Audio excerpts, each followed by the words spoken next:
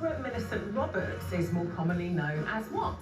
And the answer is A, Barbie.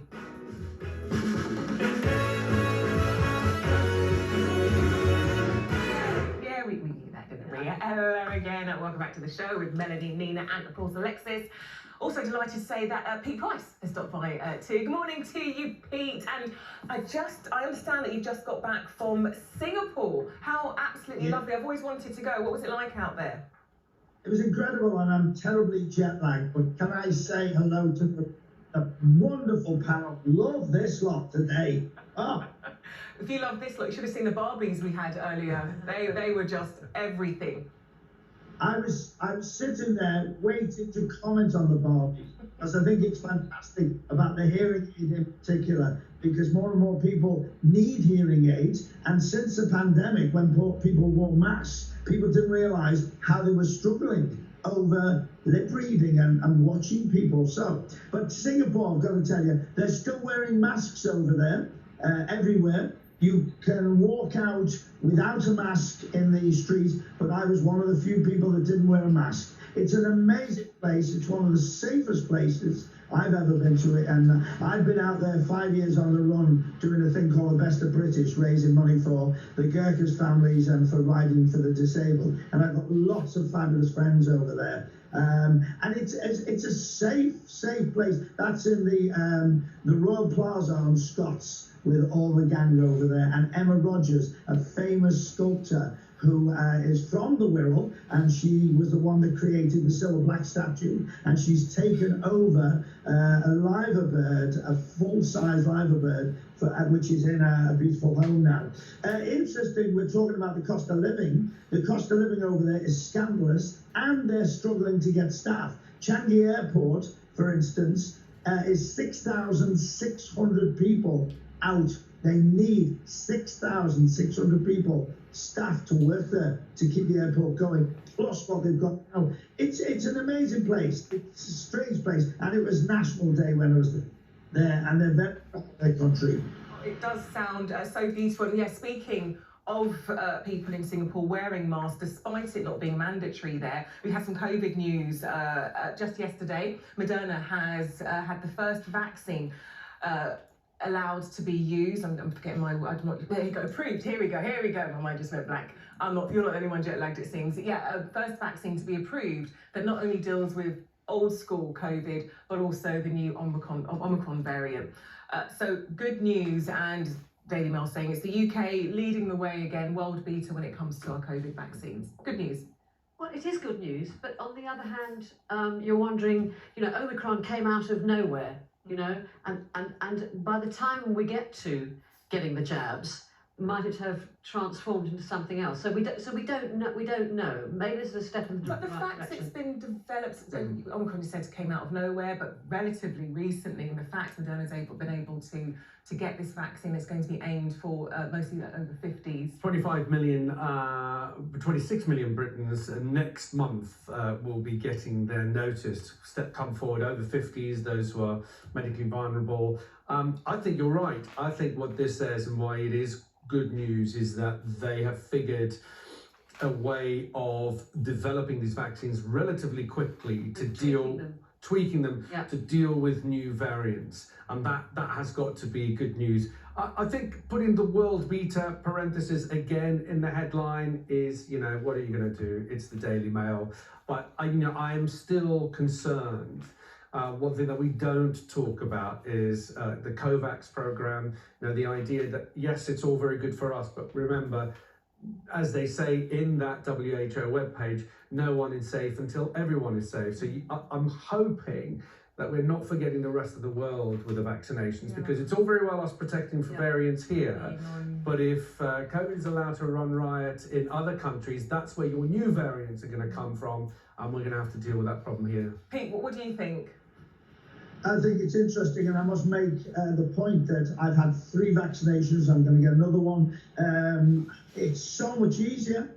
to fly, to get out of the country, walk through when you've had your vaccinations, and I still can't believe the anti-vaxxers, and I'll never understand them. And there was anti-vaxxers in Singapore and in every country. It's really scary. It hasn't gone away, and we've got to try and live with it, but it is a frightening situation.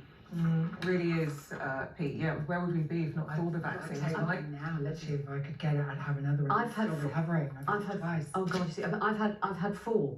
I had 3 last year and 1 in spring, and I've not had it at all. I've been very lucky. I've never had it nor Very lucky. given it to anyone. I've So had it twice with 2 different versions. As you can tell, I still have laryngitis, which is the latest version of it's getting better, but I'm like 2 months down the line. I'm not old enough to get that jab, but I'll literally be the first in line to get it. It's such an extraordinary virus. It just hits Yeah, you it's in ways changing all that. the time. It's like, so like, jab me up, bring it on. Yeah, oh, indeed. Nina, let's go to your story in the Times. And this is Johnny Depp off the back of his win in America and loss here over claims of him being a wife beater. Looks like he's ready to get back out there and direct his first film in 25 years. yes, this is the rehabilitation of Johnny Depp after he won the court case against Amber Heard in America, and he's going to direct a film about the artist's life, Amedeo Modigliani. And it's his first feature film, as you say, as a director in 25 years. I didn't know he directed a film, but apparently he directed a film with Yeah, I thought about Brave. 1997, The Brave, with Marlon Brando. I didn't see that. But the I life think a of lot of people did. yeah, the life of, well, exactly. I mean, and is he any good as a director? We don't know. I mean, the fact it's been 25 years since he's done it, we might say Part of so. a rehab though, isn't Yeah. it? Okay, here we go. So here, our director Dan's just telling me that it was never released. I didn't know that. I was wondering why, because he and Marlon Brando had been in a film together. I want to say Don Juan. And they have been in a film together with Faye Dunaway. Yeah, but I hadn't heard of The Brave, and that's why. Dan, I wondered why. So good they They didn't release didn't it. release it, yeah. Exactly. It only was shown in The thing is, Cannes. if anything, the life of Modigliani is extraordinary because he was this Italian artist and sculptor, had a series of tempestuous affairs and was known to drink absinthe and strip naked at parties. Sounds like a real fun guy. But he died at the age of 35 of TB. But his style is totally distinctive. Once you've seen one, you know them. It's a kind of sort of really oval face and then a sort of long sort of body. And sadly, I think one of his mistress killed herself by jumping out of a window when she was 9 months pregnant. Oh God. So Well, that's, I'm going to do my usual celeb bomb dropping. I have spent an evening with Johnny Depp, not in that way, and I would say this is quite a good subject for him. It works. It makes I sense. think this is a really good fit. But what I thought was really interesting during all of the trial was that he didn't get dropped from his endorsements, which I found that really interesting. well, Chanel kept with him, was Yes, it Chanel? Yes. Savage. Savage. And it's Savage. on screen all the time. I've never seen that happen before. There's He was dropped from some projects, and wasn't maybe. that one was the main one, Maybe and your deal Savage, and they kept him all the way through and renewed it, which was really interesting because I've never seen it before. Yeah, look, there have been some They people were. caught up in scandal. I think Kate Moss, she was still kept with Top Shop. But in with the men, mid-90s. though, it tends to be like it's like, certainly like Kevin Spacey's and so on. Like it's a quick, everything's pulled away. It's all gone straight away. But he's had a 50-50. I mean, I like him. I've met him, as I said. I don't know him enough to comment on the truth of that situation, but that's definitely the right movie for him. Pete, let's go to your story. Front page of the Daily Mail. Air chaos to hit half term. So if you thought things are going to start calming down when it came to holidays moving forward, you got another thing coming. Yeah, they're saying about 100,000 people to go through Heathrow. I've got to say, coming back from Manchester, and Manchester's had a really bad press for a long time, especially over the luggage. We sailed through, the luggage came off, there was no problems at all. Liverpool Airport has been brilliant, absolutely brilliant. So maybe it's time to use some of the smaller airports, but it's a really worrying thing. But is it? They're talking about 100,000 people. Is it a ploy to get people to book now so they don't have any problems? Yes, there are still some cancellations. They're mentioning about the half-term school holidays, but that's a long way off. I think it's a ploy to get people to get flying again and get out of the country and spend some money. I found there was queues, but they weren't crazy, and I was treated brilliantly. So Yeah, do you really think Pete, this is, as you say, that ploy to get more people to book, because Heathrow's still saying they're not going to lift that ban on a limit on how many flights can actually be booked and go out there. So you could book and it could be cancelled. But the thing is with the staff, as I said before, Changi Airport in Singapore, 6,600 people are needed in that airport, plus what they've got now. So we know there's major problems within all the airports. And I mean, I'm trying to get back to work. Of course, there's a rail strike this weekend, so I can't work. I've had no money for 2 years. Because I was one of the 5.5 million didn't get anything. I'm trying to make a living. We're trying to get people back to work. We can't. So it's getting people into the airport to look after you all. No, I was going to say, I mean, this puts me off booking It really does, a yeah. ticket. I don't want to get involved. But I think what we heard there is really true. I was speaking to a travel expert on my radio show the weekend. They were saying that actually, if you want to avoid the chaos, try the regional airports. They've been performing brilliantly. Bristol Airport, Norwich, as we heard, Manchester, Liverpool. Avoid Heathrow, avoid Gatwick, avoid Luton, avoid the big ones. And the regional airports have been able to handle this. I mean, Stansted's okay. but what on earth has been going on at Heathrow? I mean, I know that they've had to juggle a lot of flights and staff shortages, but how they did not foresee the fact that the first proper summer out of the pandemic, that people will want to go away and not prepare for that. It's unbelievable. I know it's been very hard to find the staff. It's their own fault. At the beginning of the pandemic, they dumped people. They cut their wages by 10%. And do they expect them to come crawling back? No, that they can't possibly. How can you have loyalty to an employer that treats you like that? And so if they can find better living elsewhere, they'll do that, and they obviously have done. But so much that, but obviously they're desperate, because BA staff, having threatened to strike, the strike is off because they are getting what they've asked for, which is something. It's terrible that is why unions exist. Unfortunately, you have to bring the power of the people to make sure that other people aren't being taken advantage of. But they've only done it because they're over a barrel. And I wouldn't go near an airport at the moment. I haven't been on a flight since December 2019. I went on holiday and did car and ferry. I mean, why not? That's not necessarily going to be plain sailing, no pun intended. Yeah. So Melanie was going to say? No, I'm doing exactly the same. I'm doing book festivals all over the country this year, and I'm doing everything by car or rail, and so I'm avoiding everything. It's just so much drama. Yeah. It's just not worth it. But the regionals now, I might give it a second thought now I've heard that. Let's go to your story actually in the Mail as well. Looking at men, single men, apparently they're lonely because apparently us ladies, we have high standards, so we're not choosing to go out with them. Who has done this study? Because literally, what a load of rubbish. I am on so many dating apps, let me tell you. Really? What's that like? Let me tell you. Let me tell you. This is the biggest load of rubbish I've ever seen, saying that men are such players right now. They are not just dating. They are literally like seeing millions of women as much as possible, never committing. And like the messages you get online are like, you go on a serious dating app and you get something that you absolutely should not get sent. It's like, so when I'm on enough, I wrote an article about it at the weekend, I'm on enough to know that like, that does not read true to me at all. So, and if anything, it's the women that are left high and dry, because the men are love bombing and pulling it back. So it's called pocketing. So they'll have like several, they'll have several relationships at once, and like just trying to let you think it's you. Wait. Did that headline, it said you got 3 lovers in your 20s? Right.